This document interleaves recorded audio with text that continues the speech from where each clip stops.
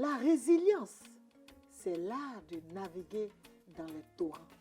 Cette citation du célèbre écrivain français Cyril Nick définit la résilience comme étant la capacité de surmonter et à résister aux chocs de toutes sortes.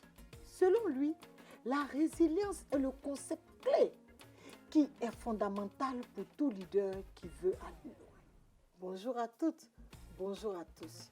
Mes chères héroïnes, lorsque toutes les conditions sont réunies, il est plus simple de mettre en place des stratégies pour réaliser ces projets.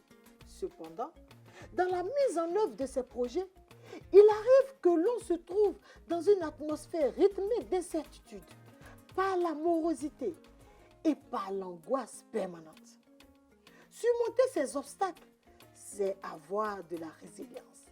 La résilience, donc, est une prédisposition mentale qui nous prépare à recevoir des coups et à se relever. On pourrait l'imaginer comme un enfant maltraité qui, au fil du temps, est devenu un adulte aguerri. C'est aussi quelqu'un à qui on dit de se taire tout le temps et qui finit par prendre la parole, sa propre parole.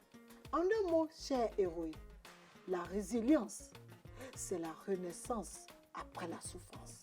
En ce qui me concerne, de ma modeste expérience existentielle en entreprise et en politique, j'ai très vite fait de la résilience mon appui pour mieux absorber les difficultés et gérer mon équilibre.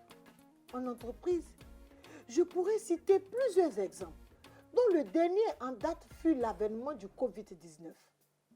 Les conséquences de cette pandémie ont gravement impacté le fonctionnement de toutes mes activités. Les commandes à l'extérieur du pays étaient bloquées.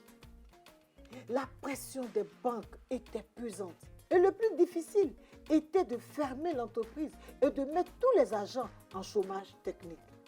Je vous assure que ce n'était pas facile pour moi, en tant que chef d'entreprise, de voir tous ces 170 agents ne plus être capables de subvenir aux besoins de leurs familles respectives.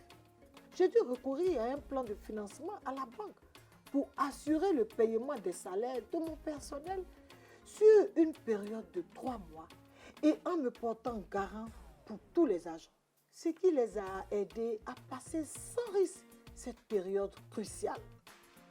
En politique, le milieu des pires formes de pression, d'intimidation, de violence de tout genre, surtout quand on est une femme. Il faut résister. Il faut oser et surtout rester attaché à ses valeurs pour y exister. Quant à moi, j'ai dû faire preuve de résilience dans un milieu où les contradictions et les trahisons sont permanentes. Les intimidations et les attaques verbales, voire physiques, sont récurrentes. En effet, j'ai fait et je continue de faire l'objet de dénigrements et d'agressions de la part des adversaires qui ont décidé de manquer d'élégance en politique et pensant qu'à travers ces moyens rétrogrades, ils arriveront à me démotiver. Bien au contraire, la femme leader que je suis ne se laissera pas effrayer. D'ailleurs, cela me rend de plus en plus déterminée à aller au bout de ma vision. Car, comme le dicton le dit, quand tu as séjourné dans les entrailles du tonnerre, quelques coups de fusil ne t'effraient pas. Chère héroïne, de ma petite expérience, je réalise que si la société ne s'adapte pas à nous, adaptons-nous à elle pour l'atteinte de nos objectifs. Femmes, osons briser les préjugés, osons nous engager, osons donc. N'oubliez pas de continuer de vous abonner à mes différentes plateformes et de partager mes liens, car le leadership féminin, dit-on, est d'abord et avant tout une question de partage. Retrouvez-moi le jeudi prochain pour un autre numéro du Rendez-vous de l'Honorable Adjaratou. Merci et à bientôt.